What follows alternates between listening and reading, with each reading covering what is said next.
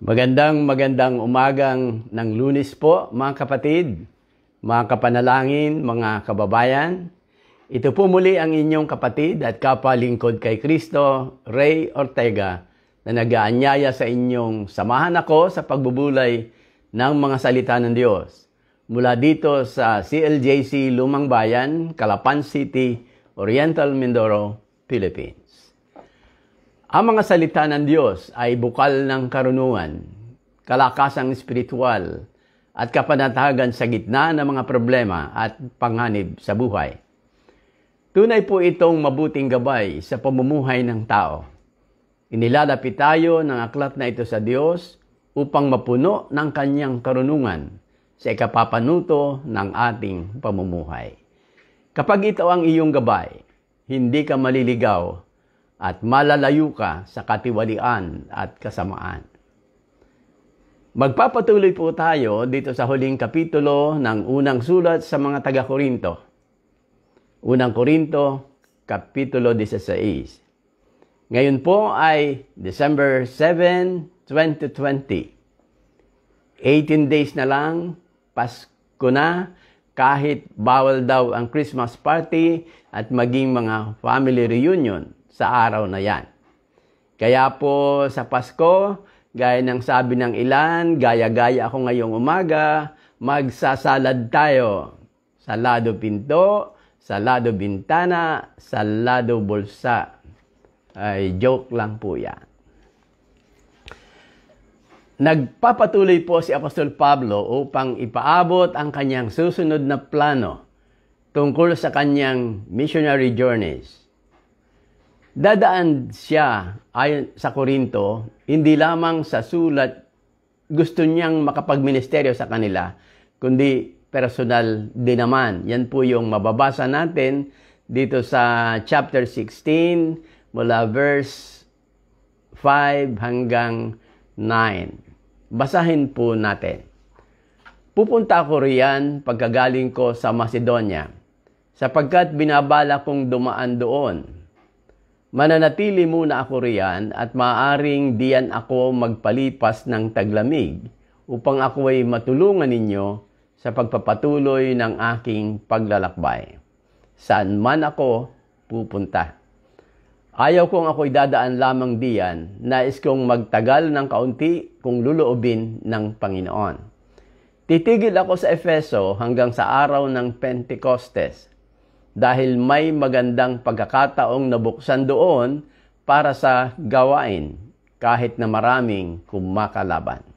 Pagpalain po ng Diyos ang mga bahagi ng salitang ito na una nating tutunghayan ngayong umaga. Ano po ba ang mga maaari nating matutunan kay Apostol Pablo sa mga pamamaraan ng pagsusulong ng ministeryong ibinigay ng Diyos sa kaniya?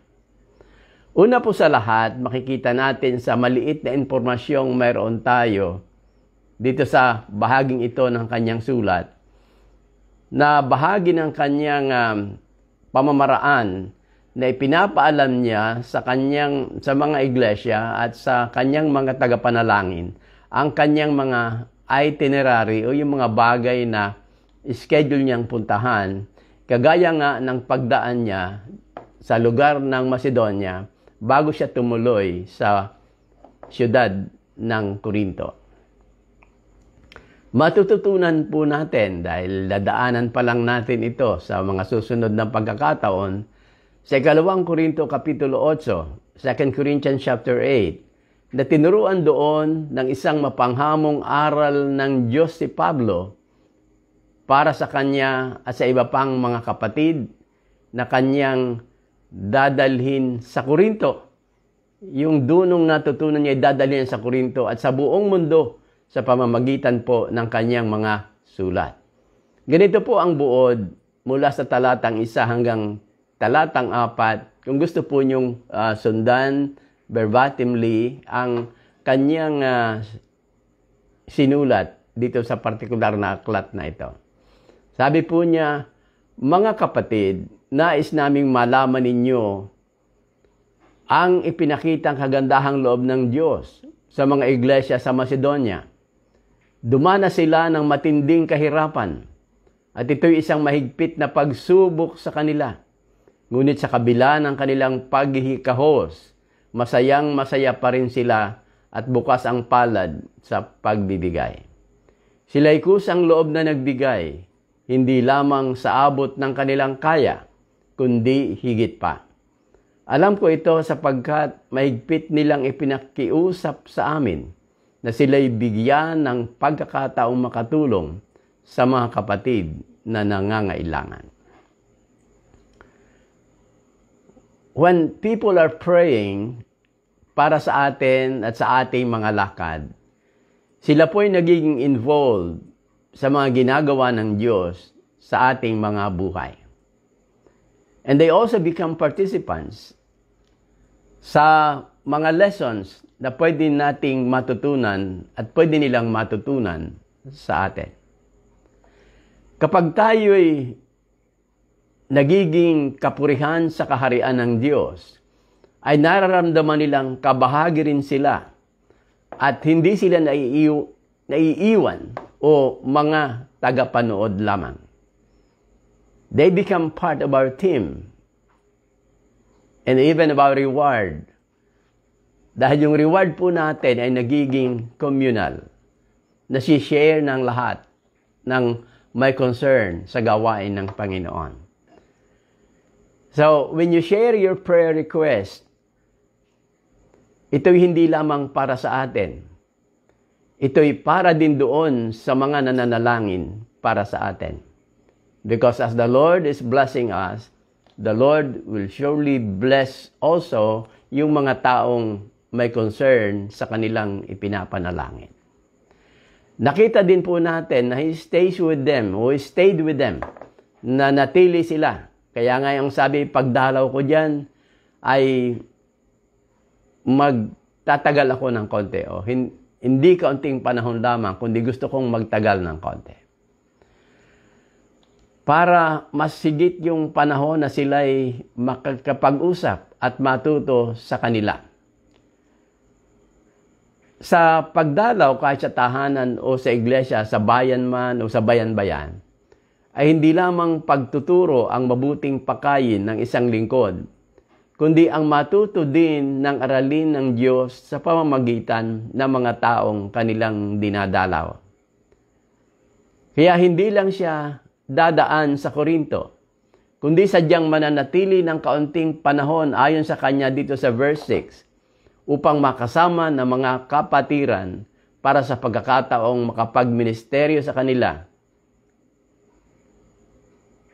Hindi lamang doon, kundi upang maging pagpapala o mapagpala, kagaya ng kanyang naranasan sa Macedonia. So, ang isang lingkod, kapag dumadako ng isang tahanan o mga tahanan, ay hindi niya dapat iniisip na magiging pagpapala lang siya doon at may kailangan siyang gawin para pagpalain ng mga tao doon sa lugar na kanyang pupuntahan. Kundi umasa siya na siguradong pagpapalain din siya ng Diyos sa bawat lugar o maging tahanan na kanyang mapupuntahan. Pinapakita din dito ng strategy ni Pablo na kapag matindi ang problema at may mga kailangang isaayos, ay kailangan ang babad na presensya ng isang manggagawa sa mga mananampalatayang kinauukulan. Ito ang mga pastoral care lessons na hindi natin matututunan sa mga classrooms ng seminaryo o Bible school kahit pa sa ating kapanahunan. Isa pang bagay na makikita po natin na kanyang he involved the church in his ministry. Kasama ang iglesia at isinangkot niya ang iglesia sa kanyang ministeryo kahit pa hindi nalalaman ng mga ito ang kalahat-lahatan patungkol sa mga lugar na kanyang pinupuntahan at kung ano ang mga nangyayari doon. Kaya ipinapaalam niya at ini-involve niya. Kaya nga kasama dyan yung kanyang mga plano at itineraries na kanyang isini-share sa kanila. Sabi niya po sa verse 8, "Titigil ako sa Efeso hanggang sa araw ng Pentecostes dahil may magandang pagkakataong nabuksan doon para sa gawain, kahit na maraming kumakalaban. Ang prinsipyo ay kapag nalalaman ng mga kapatiran ang nangyayari sa ibang lugar, nananalangin din sila at mula dito ay maaari nilang marinig ang personal na tawag ng Diyos para sa kanila. Nakalimitang hindi po ma-accomplish, hindi mangyayari sa pakikinig sa mga sermon mula sa mga pulpito na kanilang naririnig linggo-linggo. Ang talata ring ito ay nagpapahayag po sa atin ng pagkatao ni Pablo at lalo na siyempre sa mga taga-Korinto na naging isang discipleship lesson para sa kanila at para sa akin. Kahit pa hindi sinasabi ni Pablo na yon ang kanyang layunin o hindi sinasabi ng isang manggagawa na yon ang kanyang layunin, when he involved the church in his ministry, lihim niyang nadidisipulo ang mga tao dahil ang mga tao ay kinikilos ng Diyos upang kanilang maranasan ang dapat nilang maranasan na hindi karaniwang nangyayari sa ibang mga paraan. Sa pagsasabi niyang may magandang pagkakataong nabuksan doon para sa gawain, gaya ng sabi po dito sa verse 8, ay para na rin po siyang nagturo na huwag natin o huwag sayangin ang isang manggagawa ang mga pagkakataong binubuksan ng Diyos para sa atin. Alam niyo po, malimit ay panalangin tayo ng panalangin na magbukas ang Diyos ng mga pinto, lalo na sa pag-ibanghelyo. Pero nananatiling hindi tayo nakakagalaw dahil nalalampasan tayo ng mga pagkakataon. O minsan naman ay matagal tayong naghihintay dahil meron pa tayong mga sign na hinahanap na hindi naman dumadating. Si Pablo po, basta makakita ng pagkakataon, ang isang sigurado natin, hindi niya po ito sinasayang. Nadagdag naman ang kaseryosohan ni Pablo na karapat-dapat tularan natin kahit pa nang sabihin po niya na tularan ninyo ako. Idinugtong niya po itong mga salitang ito kahit na maraming kumakalaban. So kahit hindi pa niya sinasabing tularan ninyo ako, kagaya ng kanyang sinabi sa chapter 14 verse 1, para niya nang sinabi rin ito, nang idugtong niya itong mga salitang pupunta siya doon sa Efeso kahit maraming kumakalaban.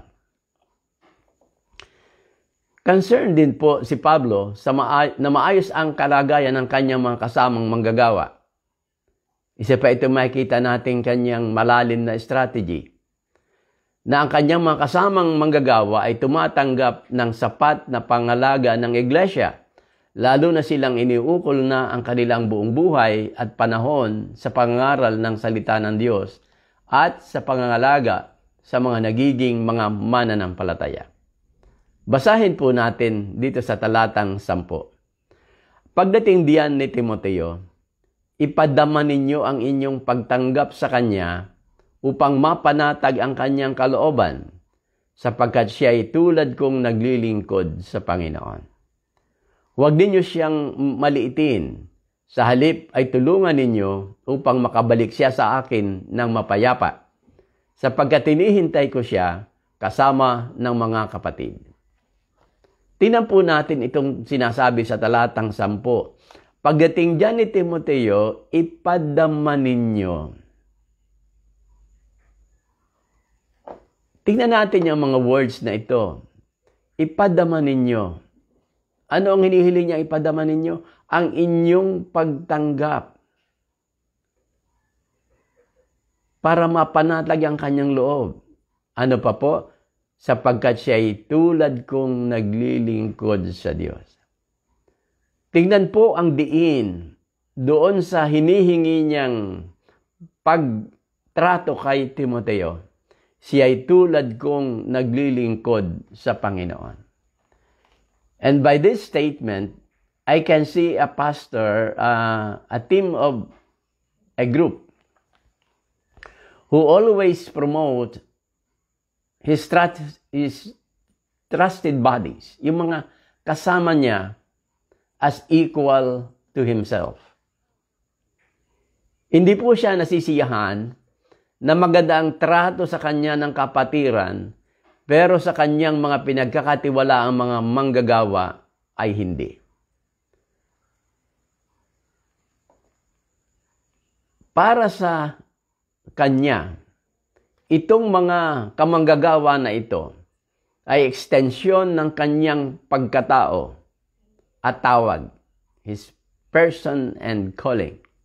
Kaya't mabuti at masarap din para sa kanya na ang mga ito ay pinakikitunguhan din ng katulad ng ibinibigay nila sa kanya, kay Pablo, na mga kapatid. Malalim na malalim po ang concern ni Pablo kay Timoteo na isa sa mga taong pinagdala niya ng kanyang mahabang sulat sa mga taga-Korinto. Nakikiusap siya sa pagdating ng mga ito ni Timoteo sa mga ito ay tulungan nila siya sa kaniyang mga pangangailangan. Para saan? Bilang lingkod na katulad ni Pablo. Para bang sinabing, pagdating ko riyan, itrato mo yung aking sinugo na parang ako ang kaharap mo. That's how Paul cared for kanyang mga kamanggagawa, for Timothy. Upang mapanatag ang kalooban niya, that's another reason. Para siya ay maging relax kasi wala siya sa kanila. Wala sariling bayan at walang seguridad. Kagaya nung nandun siya sa lugar kung saan siya nanggaling nang sinugo siya ni Pablo. O at ang mga kasama niya. Kasi may kasama po si Timothy dito. Nakiusap din siyang bigyan si Timoteo ng kaukulang respeto. Kagaya ng nararapat sa manggagawa. Basahin po natin ang sabi sa verse 11. Huwag ninyo siyang maliitin. Sa halip ay tulungan ninyo upang makabalik siya sa akin ng mapayapa, sapagkat hinihintay ko siya kasama ng mga kapatid. Saglit natin pong limin itong huwag maliitin. Bata pa po si Timoteo, o batang-bata pa po si Timoteo, kumpara sa iba niyang mga kasamang manggagawa. Kaya marahil ang kanyang anyo ay maaaring sa pasimula ay hindi masyadong pansinin. Kaya naman, gayon na lang ang tagubilin ni Pablo para sa kanyang ikapapanatag. At ito'y paalala rin sa akin, paalala po sa atin, na mahalagang makita muna natin ang kakayanan at dedikasyon ng isang manggagawa bago natin siya timbangin upang tayo'y maging patas sa ating magiging pakikitungo sa kaniya o sa kanila. Nais din siyempre ni Pablo na makabalik ng matiwasay si Timoteo sa kanya dahil po ang totoo, he considered him one of his best or probably his best lieutenant sa kanyang pangkat na mga misyoneros.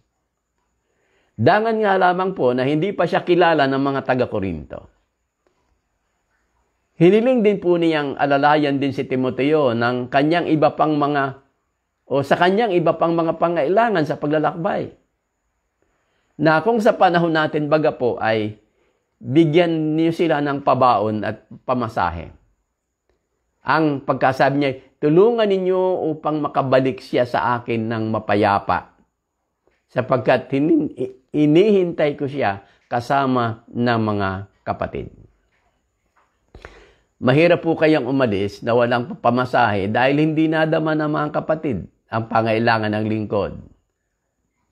Dahil si Timoteo ay taong mahiyain at puno ng delikadesa. Yan po yung katangian ni Timoteo. Pag binasa po niyo yung una, ikalawang Timoteo, may kilala niyo po si Timoteo na napakagaling na pastor. At siya ay ipinadala sa Efeso na magpastor ng isang iglesyang katangi-tangi. Ngunit sa kabila niyan, siya po ay mahiyain, pero punong-puno ng delikadesa. At dahil dito, pwedeng mag-suffer siya sa paglilingkod kapag hindi siya mapansin ng mga kapatiran. So, si Pablo ay sigurista sa ganyang bagay. So, sa paniwalaan siya at sa hindi. Ngunit ang inaasahan niya ay paniniwalaan siya. Kanyang ipinagtatagubilin si Timoteo para sa saganang pagkalinga. Si Timoteo po ay hindi marunong mag-pre-request na halatang-halata namang nangihingi. Marami po manggagawa ang uso ngayon na ganyan, lalo sa kapanahonang ito. Kaya hindi natin nasisisi ang mga hindi mananampalataya na isiping negosyo at isang parang scam ang mga relihiyon. Dahil talagang sinasamantala ng iba, lalo na kung mayroong adulation o pagkilala sa kanila, lalo na kung kitang-kita yung sila yung mga gifted. Ngunit si Timoteo po hindi. Kaya ang mga lingkod din ay kaiingat doon sa ating mga prayer request na ang wording ay parang halatang-halatang nangihingi tayo. Dahil ang isang mabuting manggagawa ay dapat mayroong tamang hiya at puno ng delikadesa. Kitang-kita po natin na bilang mahusay na lingkod ay mahalaga kay Pablo ang kapakanan ng kanyang mga sinasanay na lingkod. Ito po yung kahanga-hanga sa kanya.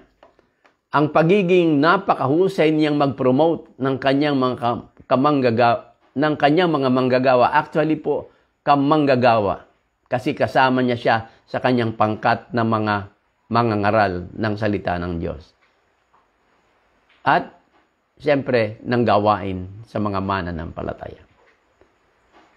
So, Timothy, the highly esteemed collaborator of Paul, na isa sa kanyang mga trusted na disipulo, ay nakabalik ng ligtas at muli na kasama ni Pablo sa kanyang ministeryo.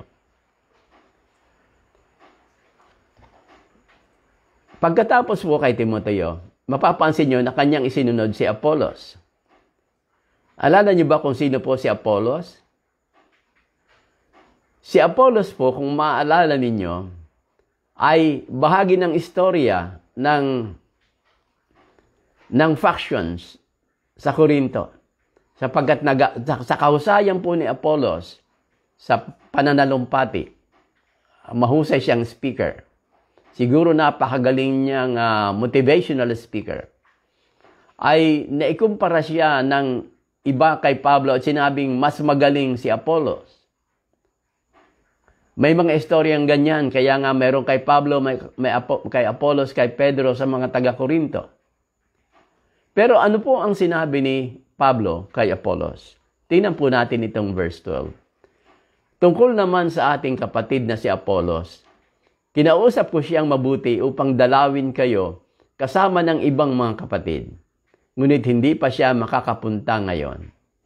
Saka na siya dadalaw sa inyo kapag nagkaroon ng pagkakataon. Marahil ang isa sa una nating iisipin ay, was there a request for him to visit Corinth? Meron po kaya? Marahil meron. Dahil talagang merong mga tao na follower. Kumbaga sa Facebook ay follower ni Apollos. He was a highly esteemed laborer or servant of the Lord. Dahil nga sa kanyang kausayan. Kaya lang, dahil sa kanyang commitment na marahil ay kanyang nagawa prior to the request, hindi po siya makakarating sa Korinto, makasama o makasunod sa pagpunta ni Apostol Pablo. Bagamat hindi po siya makakapunta, marahil ay may commitment naman siyang pupunta sa Corinto. Pero ang mas mahalaga pong tingnan ay, ano ang ginawa ni Pablo patungkol dito? Did he elevate himself para mapakita niyang mas mahusay siyang lingkod kaysa kay Apollo dahil he was available whenever he was needed? Hindi po. Ang inyong makikita ay he defended him or argued in favor of Apollos. Siya'y talagang nagtanggol para sa kanya, sa kanyang pangungusap na ito. Hindi siya nakisali o did not take part dun sa mga tao na nagpapalalim ng reef. Sa halip, iniwasan niya na maging dahilan siya ng pagiging doubtful ng pagkatao ni Apollos sa pamamagitan ng maingat na pag-word ng kanyang sulat para sabihing hindi sila nakakalimutan ni Apollos. Hindi sila minamaliit o hindi pinapahalagahan ni Apollos.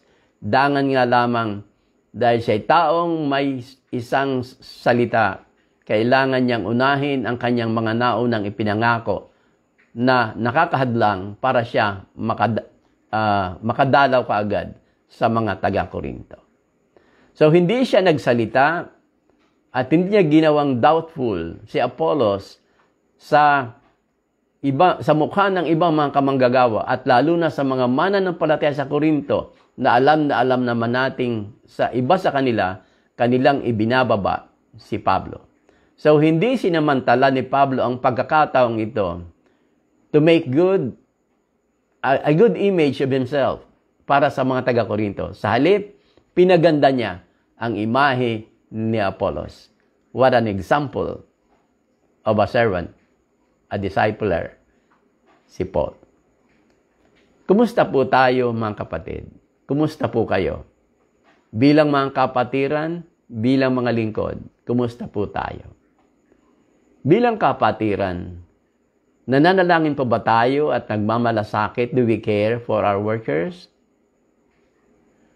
Tayo ba'y maingat sa ating mga conclusions, sa mga kasamang manggagawa ng ating mga kasama, hanggat wala tayong sapat na impormasyon o kaya ebidensya patungkol sa kanila?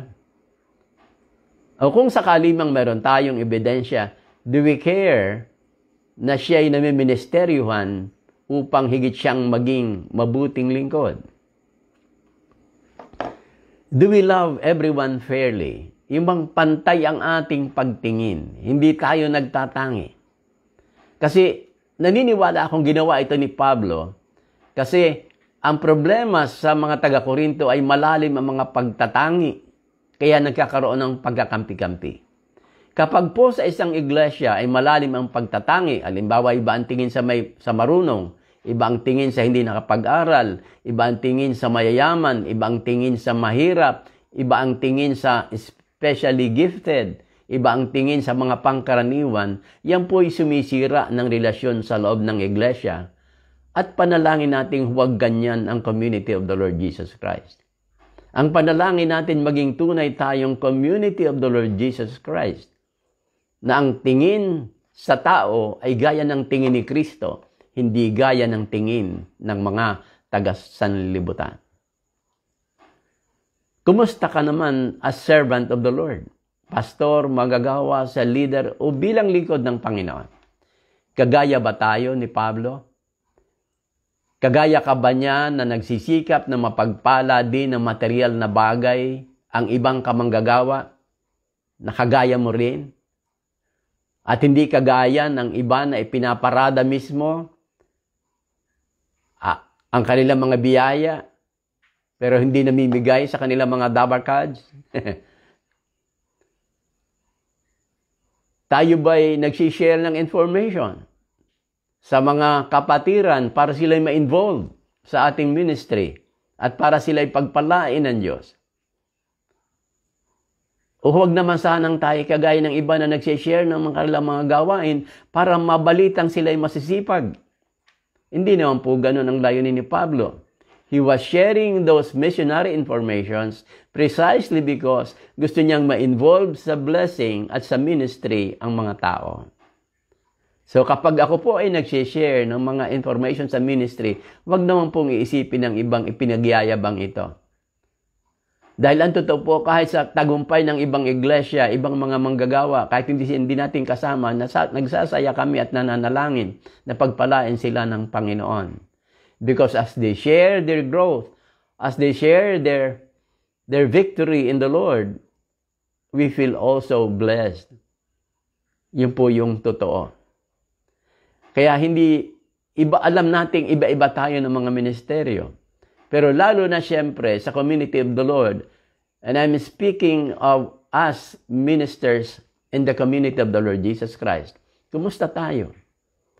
Do we promote and build up one another kapag hindi tayo magkakasama sa harap ng ibang tao? O tayo kagaya ng iba na sinisira ang iba para tumaas ang kanilang sarili kapag hindi sila kaharap? May backbiting, may backstabbing. Sana wala sa atin ng ganon. Sana tayo kagaya ni Pablo, na sa panahong hindi kaharap ang isang manggagawa, he made it an opportunity to build up that person in the eyes of the person he was ministering to. Napakadakila ng katangian ni Pablo na ipinakita niya sa bahaging ito. And I hope mas madedevelop pa tayong mga manggagawa dito sa community of the Lord Jesus Christ sa mga katangian na meron ang lalaking ito na ating pinag-aaralan ng sulat. Purihin po ang Panginoon ngayong umaga sa inyong mga buhay, sa buhay nating lahat. At panalangin kong patuloy pang magtagumpay ang Diyos na gawin ang kanyang gawain, ang i-promote ang kanyang kaharian dito sa lupa sa pamamagitan ng ating mga buhay. Mga kapatid, ngayon po'y dadako tayo sa ating personal na pananalangin para sa ating mga kahilingan.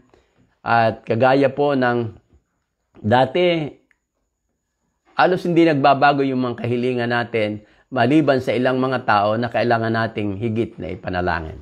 By the way po, ngayon po ay birthday ng isa sa ating mga kinikilalang kamanggagawa, bagamat malayo sa atin. Siya po'y nasa Antipolo, ang ating kapatid na Susan Maalindog. Hindi ko alam kung ilang taon na siya ngayon, pero bumabati po kami sa iyo ng happy birthday. At magpatuloy ka sa paglilingkod kahit mahirap. Siya po'y stroke victim, pero sa kabila ng kanyang sitwasyon, hindi siya napipigilan ng karamdaman, ng karanasan, ng maraming setbacks para maglingkod sa Panginoon. In fact, I trusted her na siya ang maging mentor ng ating ilang mga budding kamanggagawa sa Buwak, Marinduque. And we are awaiting kung anong gagawin ng Diyos sa lugar na ito. And we are expecting so much blessings mula sa Panginoon dahil sa kanyang panguna. So uphold natin siya, pananalangin ngayong umaga. Thank the Lord for her life. At sa marami pang bagay na pwedeng gawin ng Diyos, lalo na sa panahong ito ng COVID-19, tinatawag nating pandemic, na siya ay patuloy na magamit ng Panginoon. And that everything that she does will be for the glory and exaltation of the Lord. Panalangin natin pong patuloy ang ating bayan para pagpalain ng Diyos. Bagamat maaari, pero huwag nating basta paniwala ang pinaparusahan tayo ng Diyos. Kagaya ng ating pagtalakay sa kahapon sa ating pagsamba. Bagamat maaari mayroong pinaparusahan, pero pag pinaparusahan ng iba ay nadadamay naman ang iba sa mga konsekwensya. Ang atin na lang hilingin po ay ang paggawa ng Panginoon sa isipan ng ating mga pinuno ng bayan, dahil alam naman nating marami sa kanila ay maaaring sa salita ay nananampalataya, pero yung tunay na pananampalataya ay hindi nila naiintindihan. So let's pray that the wisdom and the salvation of the Lord will dawn in their life and their minds. At yun po ang pinakamahalagang serbisyo na pwede natin gawin sa bayan. Because once they transform, imagine kung ano ang pwedeng mangyari sa Pilipinas. So I'm just praying for that day na hindi man sila lahat, because that will not happen. Some of them, especially yung Pangulo natin, will have a genuine transformation because the Lord acted upon him. Yun lang po ang pwede nating magawa. Let's also pray sa ating mga medical frontliners, lalo na sa ating mga kasamang doktor, mga kapananampalataya. We remember to pray for Dr. Murphy Marasigan, Dr. W.L. Pides sa Manila, Bacoor, Cavite. Ang biyaya ng Diyos at pag-iingat ay lubos niyang maranasan. At marami pang iba, kahit dito sa atin, mga workers ng DSWD na laging involved sa mga tao, mga pulis, sama natin sa panalangin. Kasi while they are serving the people, they could also be the main propagator ng sakit. Kaya pinagbabawalan nila ang mga tao na lumabas, pero sila ay pwedeng magdala sa loob at sa labas ng bahay. Yun po ang totoo. Kaya ipanalangin po natin na koberan tayo ng Diyos in the same way that He is covering the whole community of the Lord Jesus Christ. May the Lord spread that blanket of protection throughout the Philippines. Mga may sakit, siyempre po, hindi tayo nagsasawa ipag-pray. Brother Steve, Sister Anita, Sister Marie, Sister Erlinda, who else? Mrs. Cabrera. Oh, praise God sa maaaring ginagawa sa kanilang mga buhay. At mga estudyante po natin who are so much troubled. Ang iba sa kanila depressed, ang iba ay stressed, ang iba ay talagang depressed. At delikado po ito. Dahil sa lockdown, hindi lang sila maniwala. Ang daming taong depressed at pwedeng maging cause ng suicide. Saka sana matutuhan ito ng ating mga government officials. Sila po kasi nakakalabas. Pero yung kanilang may ikinukulong, whom they try to protect, are suffering. And that suffering could be worse than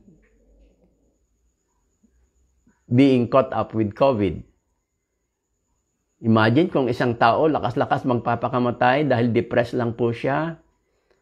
Malungkot po yun. So, we have students who are on the same boat. Kaya ipanalangin po natin, hindi lang natin alam. And so, mga parents, continue to talk sa mga anak nyo. Hindi natin alam, baka may nangyayaring labanan sa isip nila. It is well to always be overprotected pagdating sa spiritual na bagay. Wala pong mawawala doon. In fact, it will be for the better. So, salamat po. And with this, let's begin praying. Panginoon, maraming salamat po sa iyong kalinga at habag sa amin. Salamat na sa umagang ito kami natuto sa buhay ni Apostol Pablo, sa buhay ni Timoteo, sa buhay ni Apollos, sa buhay ng mga taga-Korinto. Salamat po na while in the beginning, kami nakatingin sa mga mananampalatayang parang hindi modelo. But in the end of this chapter, nakikita namin na may mga bagay kayong itinuturo sa aming lahat. At panalangin namin palaguin ninyo kami sa pagkaunawa at pagkakilala sa iyo araw-araw. Pagpalaan niyo po ang aming mga government officials kagaya ng aming nasabi kanina. At lahat po ng aming sinabi ay aming ina-affirm upang mangyari ang iyong kalooban sa kanilang mga buhay, mag-transform ang kanilang mga buhay tulad ng mga taong tinawag mo bilang anak at bilang mga manggagawa. Patuloy po naming ipinapanalangin ang mga may karamdaman na binanggit namin kanina. You know their names, you know their plight, you know how they feel. Lord, hawakan mo sila na mapagpalang kami ngayong umaga at pakapagpalain niyo po. Pagpalain niyo po ang aming mga estudyante na nahihirapan, who are getting depressed because of burdens, because of situations na maaaring hindi pa nila nahahayag. Lord, help them to always confess doubts, fears, burden, lalo na yung mga burden na hindi kalugod-lugod sa iyo, para sila'y maging malaya. Lord, pinapanalangin ang amin ng mga estudyante ngayon, lalo na yung mga unang tapak sa kolehiyo, ngunit module pa ang paraan na hindi naman nila kinasanayan all throughout ng kanilang pag-aaral. Panginoon, ang iyong habag, kalinga at proteksyon ay maranasan po nila.